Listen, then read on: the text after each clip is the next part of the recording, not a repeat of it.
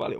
Rodrigo, hoje a gente vai falar de assunto aí que é bem sério e que no decorrer das últimas semanas aí a gente tá bem assustado aí, né? Com ataque do Irã, a resposta de Israel. Parece que as coisas estão encaminhando realmente para um conflito maior, né? Exatamente.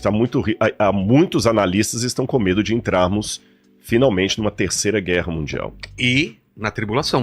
Aí vem a questão do Apocalipse. Só que eu vou começar com, primeiro, desconstruindo algumas coisas para construir. Quando eu falo desconstruir, não é que eu tenho dúvida da Bíblia, mas eu quero pedir licença para antecipar talvez uns questionamentos que alguns dos internautas estão fazendo. Claro. Alguém que não acredita na Bíblia. Então eu vou primeiro fazer o papel de cético. Tá. Guerra tem desde que o mundo é mundo. Verdade, nunca paramos. O susto, não, mas agora pode ter uma guerra, era o mesmo susto quando Nagasaki e Hiroshima foram destruídas pela bomba atômica. E Jesus não voltou, não teve tribulação, coisa nenhuma. Quando teve também a peste negra na Europa, muita gente pensou que aquilo ali seria o fim do mundo. Um sinal, né? Um sinal, e não teve nada disso. Até agora, com esse eclipse que houve nos Estados Unidos, teve gente falando que era o fim do mundo e não houve. Então, como é que a gente pode seguramente olhar para essa situação agora e falar, não, agora pode ser, sendo que no passado tantos outros crentes se equivocaram? Logo depois da morte de Jesus também houve também algumas guerras, batalhas que o pessoal devia estar pensando. Guerra, terremoto, essas coisas sempre houveram. Então, como é que a gente pode ter certeza que é realmente o fim do mundo? Será que não é apenas um crente aí sensacionalista, alguma coisa assim? Nós vamos responder isso, claro, né? Mas para começar esse bate-papo, eu queria primeiro te dar 3 presentes aqui que eu trouxe. Não são presentes inúteis, porque eu já passei dessa fase aqui. Já passou dessa fase faz tempo. Já que a gente vai falar de Bíblia, eu quero te dar de presente uma Bíblia. Aqui, eu ganhei uma Bíblia dessa, da Geográfica. Quero agradecer o pessoal da Geográfica, e eu achei tão legal. É uma Bíblia, tem uma parte para você anotar aqui direitinho, olha. Aí eu falei, eu vou levar pro Vilela também, essa é a nova versão internacional. Isso é muito legal, dá pra anotar no lado. Exatamente, e vamos estrear hoje, já que a gente vai estudar o Apocalipse. Fechou. Eu vou fazer um desafio pra você e pros internautas aqui. Tá. Eu vou procurar explicar o Apocalipse inteiro, do primeiro ao último capítulo, durante o período do nosso podcast, que não vai durar 5 horas, porque o Pirula não tá aqui. Exatamente. Não vai durar 10 horas, né? 10 horas, né? E com a maneira que o pessoal possa entender. Tá bom. Tá bom? E esse eu acompanho na Bíblia. Você vai usar essa Bíblia ou outra? A minha tá aqui. Então vou guardar aqui. Eu ganhei uma outra Bíblia também lá do pessoal da Plenitude, porque aquela minha tava jurássica, você lembra? Verdade, tava toda... Aí me deram essa novinha. Tô quase estreando aqui, só usei uma vez antes aqui. E vou te dar os meus 2 últimos livros. Esse aqui é sobre o Egito Antigo e a Bíblia e o Egito Antigo, que eu publiquei pela editora Ágape. Isso aqui é o quê? Uma parte histórica? Parte histórica e arqueológica. Por exemplo, como era a vida do Antigo Egito? Qual a relação entre a arqueologia egípcia e a Bíblia Sagrada? Será que o Êxodo existiu? Quais são as palavras egípcias que aparecem na Bíblia? Moisés existiu de fato? As pragas que são mencionadas na Bíblia aconteceram? Entendi. Como é que a egiptologia ajuda a entender a Bíblia Sagrada? É de arqueologia, Egito e Bíblia. Esse aqui, eu até mencionei esse livro quando eu estava escrevendo, que eu fiz um podcast aqui com a Fabiana Bertotti. Exatamente, e agora saiu pela editora Planeta, Maria Madalena, A Verdadeira História. Tá. Então aí, quem quiser adquirir, tá à disposição, e para você esses dois aí. Aliás, que episódio bom, né? Aquele foi muito legal. Recomendo todo mundo assistir. Então, de presente. Vamos agora sim, então. a gente já pode ir no Apocalipse batendo papo aqui. Vou acompanhando aqui. Apocalipse é o último livro. É o último livro da Bíblia, mais fácil que tinha de achar. Isso sempre foi assim? Ou houve algum tipo de outro tipo de ordenação dos livros? Sim, porque na verdade isso aqui é artificial. Que livro ia ser colocado primeiro, segundo? Porque, por incrível que pareça, o Apocalipse não é o último livro escrito da Bíblia. Não? Não. Qual o último livro escrito da Bíblia foi o Evangelho de João, que foi escrito depois do Apocalipse, pelo mesmo autor. Tá certo? Há alguns teólogos que pensam que não, que o autor do Apocalipse é um, o autor do Evangelho é outro, mas eu trabalho como sendo a mesma autoria do apóstolo João. Depois eu posso explicar melhor isso. Tá legal. Agora eu tenho alguns desafios aqui, Vilela, com você. Primeiro, tem que ser um bate-papo legal, né? Porque a gente não quer cair a audiência, a gente quer cada vez aumentar. Segundo, eu tenho que ser didático, porque tem muita gente que conhece bastante Bíblia, tem gente que não conhece, eu vou usar termos da teologia. Eu tenho que ser, ao máximo possível, também respeitoso, porque o Apocalipse há diferentes opiniões. Então eu vou procurar ao máximo colocar aquilo que eu defendo E apresentar também, olha, tem gente que pensa que é assim, assim, assim, eu adoto desse jeito aqui, e de uma maneira que não seja cansativa, porque eu não posso, de maneira alguma, chegar aqui como dono da verdade. Agora, é óbvio que eu vou colocar a minha opinião. Teu estudo. Meu estudo, as conclusões que eu cheguei. Agora, se você conversasse com outros teólogos, talvez um presbiteriano, um assembleiano, um batista, eles talvez não, certamente, teriam algumas opiniões divergentes. Então eu vou colocar aqui a minha opinião, outras opiniões, por que eu concluo daquele jeito, e aí o pessoal em casa pode depois falar, olha, eu concordo com o Rodrigo nisso eu discordo dele, e o que importa é que as pessoas estudem a Bíblia, tá bom? Vamos começar primeiro, o que é Apocalipse? De onde surgiu esse negócio? Ou revelações, Ou revelação. Lê para mim Apocalipse capítulo 1, versículo 1. Vamos lá. Revelação de Jesus Cristo, que Deus lhe deu para mostrar aos seus servos, o que em breve há de acontecer. Ele enviou o seu anjo para torná-la conhecida a seu servo João, que dá testemunho de tudo o que viu. Só até aí, tá bom. Só até aqui. Só até aqui. Olha bem, essa palavra que você leu, revelação, até trouxe a Bíblia em grego aqui. Em grego está Apocalipsis tu Iesu Cristo. Apocalipse. Então, em grego tem a palavra apocalipsis. De onde veio essa palavra apocalipsis, que a gente aportuguesa como apocalipse? Vou ensinar grego pra você e pra todo mundo aqui. É fácil. A palavra em grego como é? Apocalipsis. É bem parecido. Bem parecido, fala apocalipse. Na verdade, apocalipse é uma palavra grega que nós aportuguesamos. Entendi. É igual e-mail, que é uma palavra americana que nós aportuguesamos, né? E-mail. A gente fala e-mail, né? É verdade, já virou... Virou internet, né? A gente fala internet, né? Ainda põe ti no final. Apocalipse é a junção de duas palavras em grego. Então, para ficar mais didático pra galera em casa, eu vou explicar essas palavras. Vamos aprender uma primeira palavra em grego aí. A palavra apó. Apó significa algo que está distante de. Que está distante, para fora de. Por exemplo, apóstolo. Aquele que foi enviado para longe. Isso é o significado de apóstolo? Apóstolo, aquele que foi enviado para longe, é um emissário. Apostasia é quando você quebra a aliança, você sai para longe, você rompe com alguém que você tinha vínculo. Né? Apoteótico, que está longe nas alturas, e assim por diante. Apogeu que está distante da terra. Gel é terra, apogeu. Então, apó, distante de, ok? Outra palavra que eu quero que o pessoal aprenda é a palavra eu. Tá certo? Eu, em grego, significa bom. Por exemplo, eutanásia, boa morte. Eulália, boa fala. Eugênia, bom nascimento. Eunice, boa vista. Tudo é eu.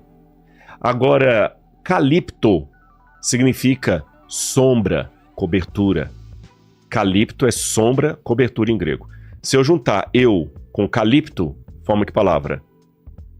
Eucalipto. É verdade. Boa, sombra.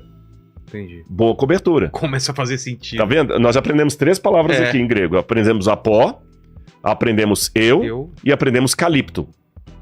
Então, apó significa para longe de, eu significa bom, calipto significa sombra. Eucalipto, boa sombra. Se eu tirar a palavra eu, fica apocalipto, para fora da sombra. Isso. O que está fora da sombra está às claras, está iluminado. Então, apocalipse significa aquilo que saiu das sombras, aquilo que está claro. Revelado. O que é revelado é a tradução literal de apocalipse em latim. Velo é o que está coberto. Revelo é o que está descoberto. Então a palavra apocalipse, ela não significa uma coisa obscura, uma coisa tenebrosa, fim do mundo. No apocalipse significa justamente o que é revelado. Por isso que na nova versão internacional, e eu estou com a nova Almeida atualizada aqui também, revelação de Jesus Cristo, Apocalipse tu Jesus Cristo.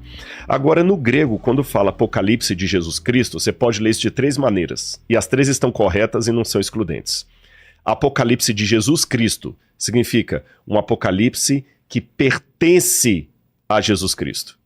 Um apocalipse dele, tá certo? Apocalipse de Jesus Cristo. Apocalipse sobre Jesus Cristo. Apocalipse sobre Jesus Cristo. E a terceira maneira é o próprio título, o Apocalipse de Jesus Cristo, ou seja, que Deus deu para mostrar aos servos as coisas que em breve deverão acontecer.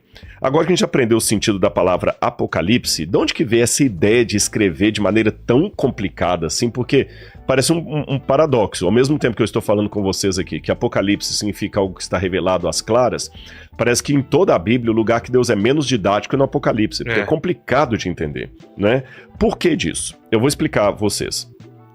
Na Bíblia tem profecias. E as profecias, o profeta era chamado às vezes para denunciar um rei. Como, por exemplo, o profeta Samuel, que chegou lá e denunciou Saul, o rei de Israel. O profeta colocava o dedo na cara do rei e falava, você está errado. O profeta às vezes revelava uma coisa que estava acontecendo aí.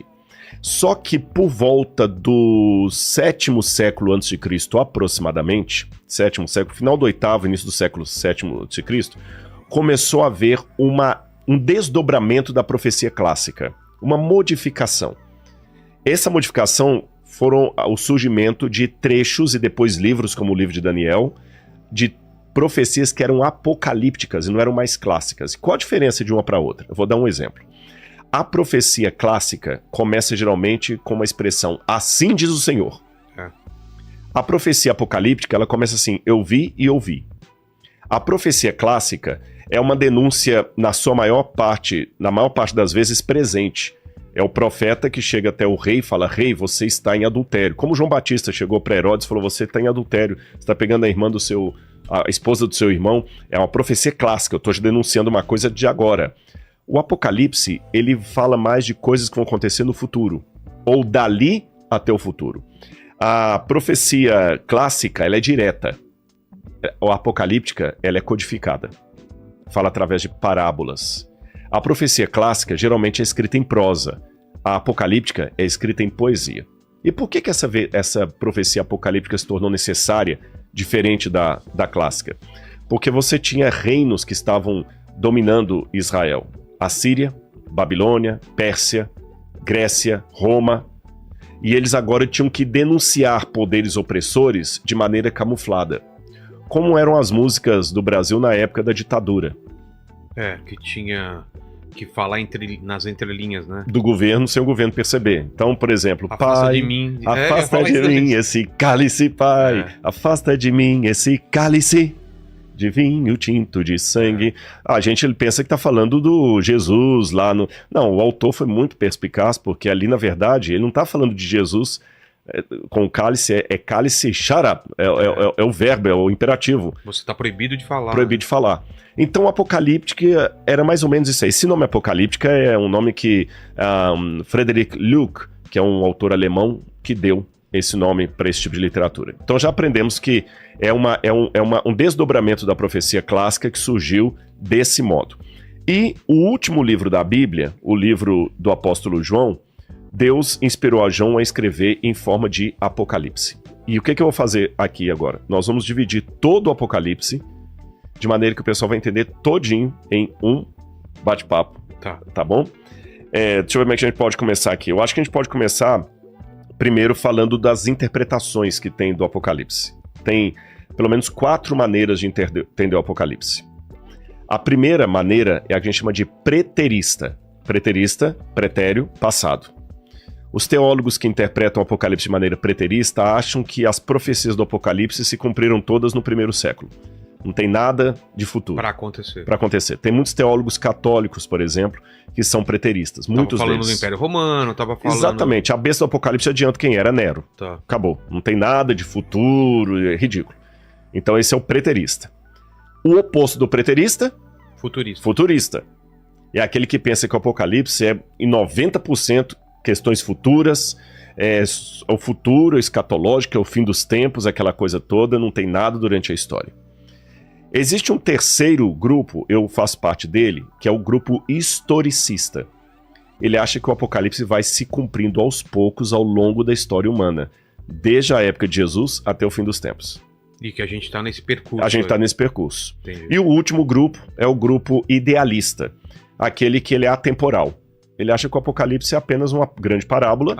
Tudo são símbolos para ter um entendimento sobre outras coisas. Exatamente. Terrenas. Então, por exemplo, se o Apocalipse está denunciando a besta como um poder opressor, eu posso usar aquela mesma pregação para denunciar sei lá, o ataque de um país sobre o outro. Eu posso usar aquilo ali para denunciar a opressão do capitalismo. Entendi. Eu posso usar para qualquer coisa. O que importa é a mensagem daquilo. Então vamos recapitular aqui as 4. Então, preterista, passado. Futurista, joga tudo pro futuro. Historicista, ao longo da história. E o idealista não tem história. Que legal, você entendeu a besta do Apocalipse como sendo sua sogra? Parabéns para você. Você entendeu? Então, quer dizer, cada um entenda como quiser. Agora que a gente já entendeu essas formas, eu vou dar para vocês uma colinha de como a gente pode interpretar o Apocalipse. Existem algumas maneiras. Primeiro, quando o próprio Apocalipse dá a interpretação do símbolo dele. Vou dar um exemplo. Aqui em Apocalipse capítulo 11, aí o Vilela vai me ajudando aqui na leitura dos textos aqui, viu, Vilela? Capítulo 11. Na verdade, o capítulo 17. Tá. Apocalipse. Essa Bíblia, como está novinha, as páginas estão demorando um pouquinho a passar a minha mulher aqui. Montada na besta. A mulher montada na besta. Olha o que diz aqui, por exemplo. Olha aqui, por exemplo, o verso 15. Essa mulher montada na besta, ela estava montada sobre muitas águas. O próprio anjo vai explicar o que são as águas. 17, verso 15. Então o anjo me disse: as águas que você viu, onde está sentada a prostituta, são povos, multidões, nações e línguas. Então pronto, o próprio Apocalipse já falou o que são aquelas águas ali. Multidões, povos, nações e línguas. Então não adianta falar que aquelas águas ali são a internet, que aquelas águas ali são a Praia de Ramos no Rio de Janeiro. O Apocalipse já falou o que é. A segunda maneira que eu tenho de entender o Apocalipse é olhando o resto da Bíblia. Por exemplo, quando o Apocalipse dá um símbolo, o que aquilo simboliza no resto da Bíblia? E a terceira maneira que eu tenho de interpretar, de decodificar o Apocalipse, é olhando o contexto histórico da época. Tá certo? O que os cristãos daquele tempo entendiam por aquilo? Porque vamos supor, se alguém vivesse daqui a 2000 anos e pegasse o nosso bate-papo aqui, ele ia ficar sem entender quando a gente falasse aqui, por exemplo, sei lá, olha, o pessoal aí da Bolsa de Valores tá achando que a coisa tá ficando preta. O que é isso? O pessoal da Bolsa de Valores. O que é Bolsa de Valores? Não existe mais. Não existe mais e não faz a coisa ficando preta. Por que preta? O que quer dizer isso e tal? Você tá entendendo? Então, quer dizer, nós usamos expressões idiomáticas, algumas que alguns até acham politicamente incorretas, né? Não pode falar que a coisa tá preta. Então, o que significa? Então é bom a gente mergulhar no contexto para entender as gírias, até piada. Se você que é um humorista, você sabe disso. Aquela piada. Tem piada que você contava, talvez, que só fazia sentido naquele contexto político específico. Verdade. Você contar a mesma piada hoje, o que quer dizer com isso?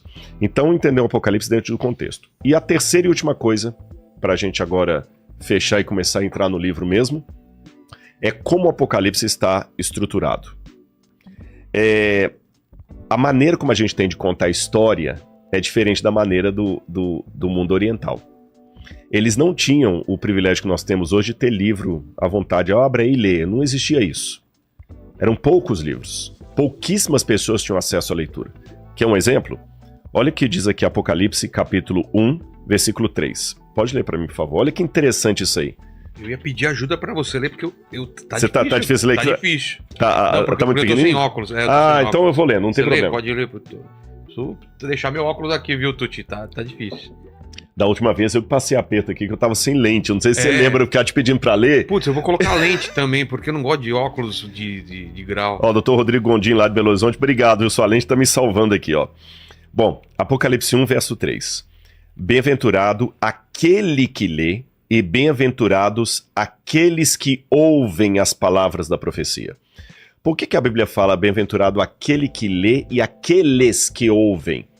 Quer dizer que só um tinha o livro na mão. O resto coisa... Isso antes da imprensa, né? Exato, muito antes. A imprensa Gutenberg vem bem depois disso, século XV. Tinha os copistas antes, Os copistas, tudo à mão. E para copiar um livro era caríssimo. É como ter um carro. O Nome da Rosa, você assistiu? Sim, de Humberto Eco. Li o livro, inclusive. Não é que o pessoal ficava lá copiando. Exato, copiando e tal. Agora, vamos entender isso aqui. Já que você só tem uma pessoa para ler e a maior parte para ficar escutando, significa que as pessoas não tinham acesso à leitura como nós temos hoje. Então os livros obrigatoriamente tinham que vir em códigos que facilitavam a memorização. Eu tinha que facilitar. Como é que você vai decorar? Então a maneira que eles faziam para decorar era colocando em forma de acróstico, poesia, quiasmo. Poesia é uma coisa maravilhosa para ajudar a decorar as coisas. Que tem rima, né? Nossa, aqueles jingles da infância, que a gente lembra até hoje. Pô. Lembra até hoje. Agora é ó... Não, qual que é? Agora... Não. Na hora de... Ó, não foi bom. Peraí, corta aí. Deixa eu lembrar aqui que me deu um... Na hora de tomar... já lembrei. Na hora de tomar café. É café concreto. Eu cantava a versão errada. Era café seleto. Esse elétrico. E a mamãe prepara xingando os vizinhos. Essa é a versão que eu... Mas você decorou. É. Nossa. Aquela outra também. Ducha corona, banho de alegria no mundo de água quente. Como é que a gente decora essas coisas? Não caiu na prova, você nunca ficou memorizando. Tem uma melodia, né? Tem uma melodia, tem uma maneira... Por isso que muitos salmos, muitas partes da Bíblia eram cantadas na hora de recitar. E tem coisa também de poemas, que, por exemplo, expressão idiomática, porque você aprende um ditado popular, né? Porque virou rima. Então, eles faziam isso também, só que não era necessariamente a rima. Eles faziam os livros e muitas coisas escritas em forma de quiasmo. O que é quiasmo? Que palavrão é esse, Rodrigo? Não, vou explicar o que é quiasmo. Vamos supor que eu vou contar a história de uma menina que conheceu um rapaz e namoraram. Eu vou dizer assim, olha, Maria encontrou João. Eles se amaram e casaram, pois o amor estava com eles desde que se encontraram. Maria encontrou João desde que se encontraram. E se amaram, pois o amor estava neles. E se casaram. O que eu fiz aqui? Você viu que a mesma temática da primeira linha, eu repeti na última. Entendi. A mesma temática da segunda linha, eu repeti na penúltima. E o centro dessa história é que os dois se casaram. Como o povo só contava as histórias assim, ficava mais fácil de entender. Eu contaria a história da Maria e do João diferente. Falei assim, ó, a Maria viu o João, eles se gostaram e se casaram. E viveram felizes para sempre, ponto. No Oriente Médio Antigo não ia funcionar assim. Vamos repetir para ficar bem claro pra galera? Como é que seria? Maria e João se encontraram. Eles se amaram e se casaram, pois o amor estava neles desde que se encontraram. Entendi. Percebeu? Então você vê que tem um paralelismo, uma métrica ali. O Apocalipse também tem uma métrica. Se você olhar bem em casa, é que eu vou ajudar, porque o Vilela tá com dificuldade de ler na Bíblia dele lá, mas o Apocalipse capítulo 1, ele vai falando, e o 1 e 2, ele conta 7 cartas que são enviadas a 7 igrejas. E cada uma dessas cartas termina com uma promessa de que o vencedor vai estar na nova Jerusalém que vem do céu. Vou dar exemplos aqui. Apocalipse capítulo 2, versículo 7 diz assim: o vencedor darei o direito de se alimentar da árvore da vida que se encontra no paraíso de Deus. Apocalipse 2, verso 11: o vencedor de modo nenhum sofrerá dano da segunda morte. Apocalipse capítulo 2, versículo, deixa eu pegar mais um aqui. Apocalipse capítulo 2, versículo 27: com cetro de ferro governará as nações, assim como eu recebi a autoridade do meu Pai, lhe darei a estrela da manhã.